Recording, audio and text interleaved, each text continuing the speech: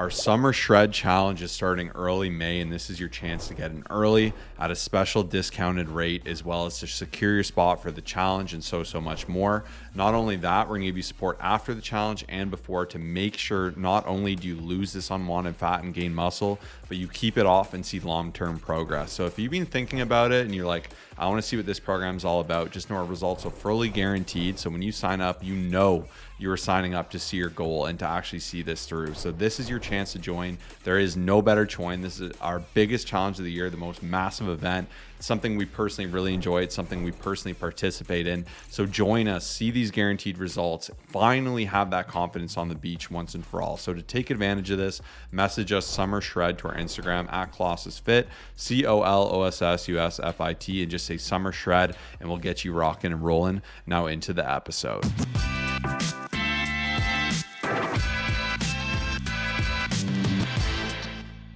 What's going on, friends? Welcome to the Fit, Healthy, and most of all, Happy podcast. I'm your coach and host, Josh, here with his co-host and co-coach, KG, and I'm in the house. And today we're going to be talking about why your fat loss is stalled. There's a good chance you've started dieting, you've lost a couple of pounds, and then things stick.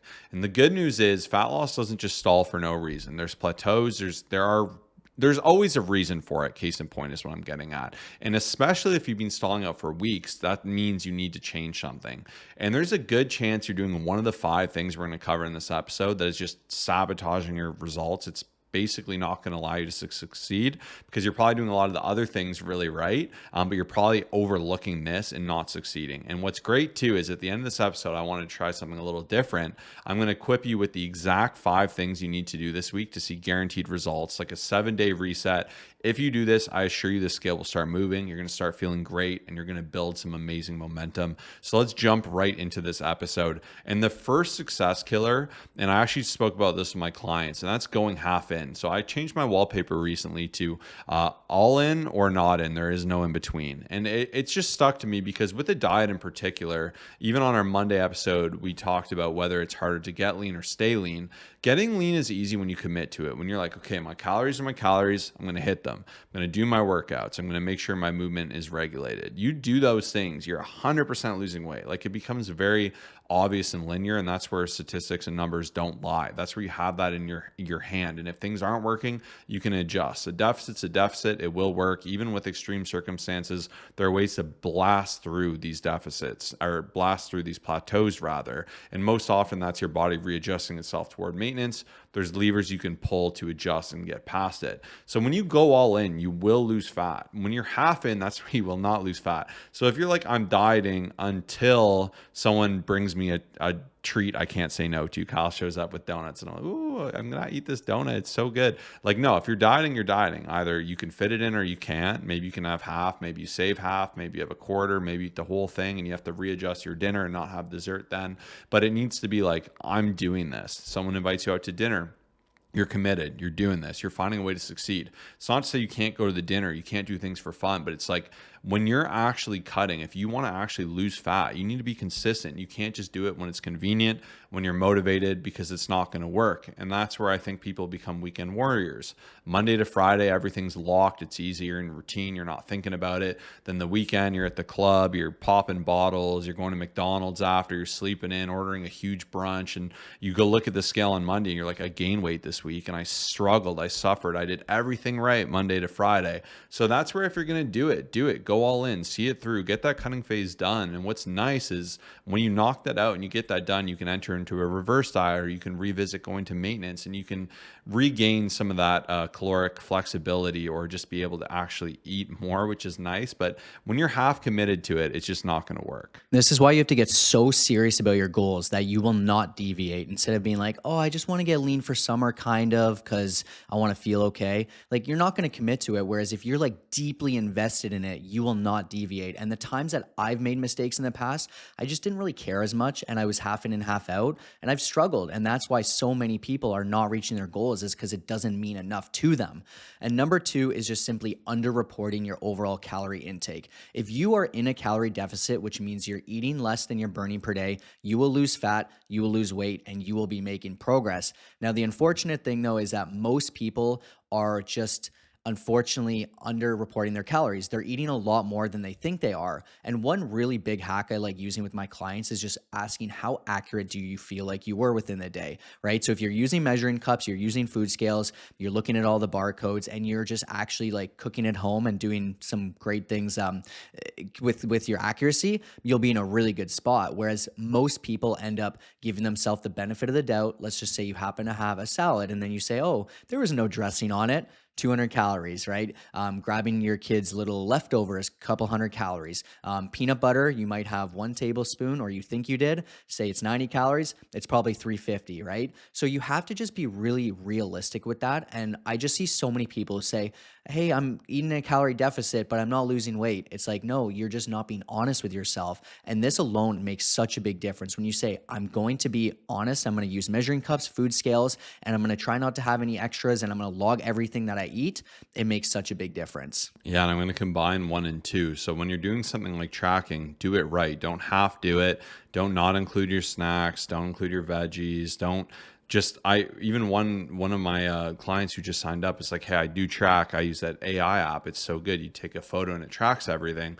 And I'm like, honestly, that's almost worse than not even tracking, because it's just going to give you a general idea. I can't read into different things like oils and sauces, and I understand it'll get better, but logging ingredient by ingredient is going to be the most accurate. And what's brutal is when you do something to like a false positive, like if I go to the gym 5 days a week and I just go to the sauna, I do 10 minutes of cardio, and I do like 2 sets of lifting, and then I go eat garbage after. In my mind, I'm going to be like, the gym doesn't work. I gain weight, because it's like a false positive where I'm going to the gym 5 days a week. It's like I'm in there, I'm crushing, I'm lifting and doing cardio, but the whole truth isn't there. So if you're going to track your food, like aim to track it as accurately as possible. And what's nice is, like I said, it doesn't lie. Like for me, if I'm dieting at 3,000 calories, I know that's going to move me towards my goals. And the second it starts to plateau out, I can adjust it and make that change. So that's where, like, if you're going to track properly, go all in on it. Stop making excuses. Save some preset foods if you eat often things, and it can become very efficient, very speedy, and it doesn't need to take a lot of your time. So there's an intelligent way to go about it. And I think the next thing is mindset as well. If you have a weak mindset, that's going to kill you. If you think already you can't succeed, if you think like no one else is doing this, like it's extreme to be fit, healthy, and happy, like that's just not realistic. So what you can do is combat that by listening to podcasts like ours. Obviously, probably after you listen to these podcasts, you're like, okay, I can do this. I got to push myself. I got to stop using that app. I'm going to track things properly. I'm going to log it before I eat. Like the more you can build up your mindset and have faith. And if you don't have that, like even having a coach, like join us for this challenge, having someone who believes in you, even when you don't, someone who will be strong when you're weak, someone who will pick you up when you fall down. Like this is so important, because a lot of it is a self-belief issue. You probably tried something before and failed. Maybe even to yourself, you're like, every time I try to lose weight, I fail. I don't succeed. I bounce back. Like you need to undo that mindset and create a new identity and say, I'm someone who sees things through. I can do this. I will be lean, fit, healthy, and happy. I will invest in myself with my coach. I'm someone who can stick to my calories even in hard circumstances and situations. And a lot of building up this mindset too is just showing up, doing it consistently, rinsing and repeating the process. Because the more you can show up and do these things consistently, the more you can forge that new identity. So even one of my clients, like I was like, I noticed, and I spoke about this recently, but like every weekend we're missing the mark a little bit. I'm like, we need to rework this. We need to just crush the weekends. We've done that 3 weekends in a row. And it's funny because even she's like, this is so much easier. Like now it's something I've done. Like we've reforged that identity. And it's like catching these things early, because a lot of it is habitual in our patterns, and that can really either dictate our success or that can dictate us spinning our wheels and being stuck in the mud. Yeah, and the next silent success killer is just simply not moving enough, having a low step count. I think similar to nutrition, some people are pretty blown away at the numbers once they actually take a look and be like, especially if you work a lot in at your desk, you drive a lot, and you just like aren't actively going on consistent walks. It's just so much harder to succeed. And in order to be in that deficit and get towards your goals, you need to have both things working for you, right? You can just do it through nutrition, but it is a lot harder when you're just like focused on one thing. Whereas if you just focus on both, obviously great nutrition, deficit from that, and then you increase your movement, you bring up your step count, and you're just actually like focused on getting your numbers every single day, it just makes the journey so much easier. So I personally just like to have a recommended number. Typically, I aim for 10,000. Lately, it's been a little bit more in the 8,000 range just with how freezing and how much I've hated outside. But I do find that this alone will help you become just move more, right? Like when you're looking and be like, oh, I'm at like some people are blown away when they're like, oh my gosh, I'm at 2,000 steps. Like if you can find ways to integrate more steps, whether it's parking further, taking the stairs over the escalator. I've had some people be like, oh, it doesn't matter much. I'm like, I telling you, when I park far and when I do these extra things, it really does add up on top of just going for consistent daily walks. It's just the easiest and best form of cardio. So make sure to get those steps up. Yeah, and the more you can regulate it, because the problem is some people reduce their calories and they'll be like, okay, I'm more tired, I'm going to move less. And our body's smart in that way where it'll readjust. So the more you can regulate that and increase and celebrate movement, even movement can be an appetite suppressant, like just going on light walks, like try to create a baseline there. And especially because I do notice this pattern, people will just move less because they eat less. And then into my last success killer, that is using dieting as an excuse as to why you can't train hard. So it's, I'm dieting, I can't do a heavy set, I'm dieting, I got to drop all my weights. Like this is a false belief. And we actually made a YouTube whole series called Shredded Strength where we got really shredded and did a powerlifting meet. And now there is some truth when you're dieting. Obviously, you don't have a surplus of calories. Maybe pumps won't be as insane. Maybe there'll be some hormonal suppression, but it's not going to be anything radical to where you can't lift. And even if I'm dieting a lot and I lose 10, 20 pounds, let's call it, and I have to decrease my list by 10 pounds or something, like that is not an end all be all. And you shouldn't just be using it as a blanket excuse as to why you can't lift heavy, why you can't push. Even for my clients, because I'm doing their programming as well, like most of them continue to gain strength throughout it. You just need to adjust, be smart, maybe manage how much loads on your CNS. Like there's a lot that goes into programming for that reason, but you still want to train hard when you're dieting, because if you just start dieting and you just nuke your calories and you stop training hard, you're going to look horrible. Like you're going to lose a lot of fat, but you're going to lose a lot of muscle. So you don't want to go about it the wrong way. You actually want to go about it the right way and make sure you're being intelligent. And you can even go a step further with making sure you have the right carb intake before, after training, try to balance things out there for energy and intensity in the gym. Like there's a lot of different things you can do,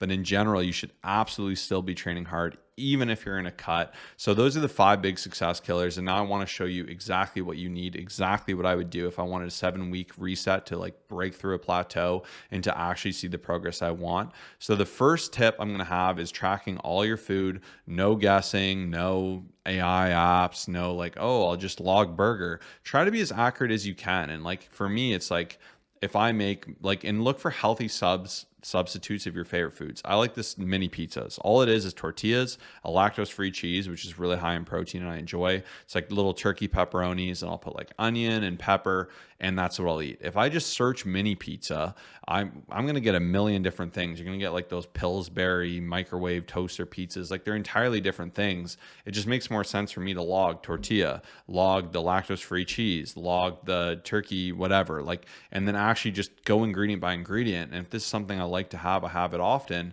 In my Fitness Pal, I can actively save this as a meal or a recipe. And next time I have it, I can just pop that in there and I could just do it as 1 mini pizza, and then I could make it 4. And then if one time I have mushrooms, because Kyle's gardening and he's like, here are my mushrooms from my garden, I can log those on top of it. And it can be as accurate as possible, because a lot of people just say, it's close enough. What's the big deal? Like these mushrooms are probably 10, 20, 30 calories.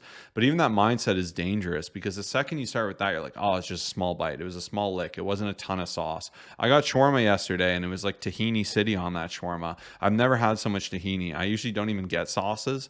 Lately I've been doing tahini and hummus, and I already log it, but I was like, okay, I got to add like 4 tablespoons of tahini. They're like 100 calories a tablespoon. Like it's a significant difference. And I can be like, oh, I hit my calories, and then I'll end up eating that 400 later at night, which I don't need.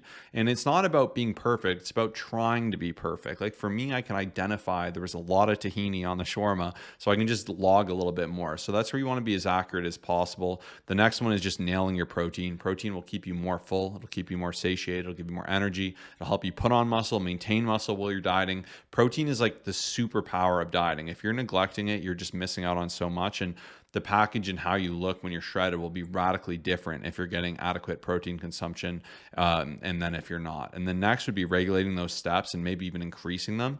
On a diet, I actually like ramping up my steps. Like if I'm doing like 12 to 15,000 steps a day, like I'm just going to be shredded. It's just going to happen because I'm increasing that output. It's more time. I'm not sitting around eating garbage. I'm usually more intentional. Usually I want to eat good food, so I have the energy for it. And I think you want to be intelligent too. Don't just go doing a million steps if it nukes your energy. You need to look through this, but the more you can regulate it with a minimum baseline, in my opinion, of about 8,000, that's a good place to be. Like it makes weight loss very easy, very consistent. And I'll leave the last two tips to Kyle. Yeah, you've got to have that right balance, right? Because I know some people will be like, I'm doing 30K steps a day. And then you're like so hungry, you end up wanting to eat more. And it's really about having that perfect balance, which is where Josh and myself, we spend a lot of time taking a look at someone's lifestyle and like what they actually need. That's obviously why we get such amazing results. And you've seen 5,500 plus transformations. But another thing, and this is the number 4 thing that we would change, is just making sure you're sleeping 7+ hours. Take your sleep seriously. I couldn't tell you how many people who just say, oh, I don't even know how much I sleep, and I just go to bed when I'm tired and I wake up whenever, and then like you're just not actually getting good deep quality sleep. And then there's people who will say stuff like that, and then they're like, I don't know why I'm so hungry all the time. And then your hormones are working against you, and then you end up craving unhealthier foods and not wanting healthy foods, and then you end up skipping a workout. It's just it's a keystone habit. It's one of those things that ripples over into every single area of your life. And even I was talking to Josh recently, I was like, I've just been going to bed earlier. It's been so much better. I wake up early. I've been wanting to work more early. I've been going on walks. Like it's just been so much better. So take your sleep seriously. It'll help you so much. And then last but not least, plan your weekend before it happens. The weekend is where most people end up blowing everything. You're so great Monday to Thursday, Friday to Sunday is just a gong show, right? And it just gets crazy. And I've seen so many people just go out of a deficit. And my biggest tip is just schedule it out just like you would during the week. Try to create a routine. Try to have similar foods like you do during the week. Make sure you have your meals prepped. Just treat it as if it's a regular day, not like as soon as 5 p.m. hits, all right, let's go celebrate. And then like you're going out to eat 3 times a day and then they're drinking involved and stuff like that. Like I've just seen so many people struggle, and I'm still to this day, like my awesome clients know I will be checking the spreadsheets on Friday, Saturday, and Sunday. And I will go back and check it as well to make sure that they're on track, because we're all humans. We can mess up. There's sometimes a Sunday where we're like, you know what? It's a Sunday.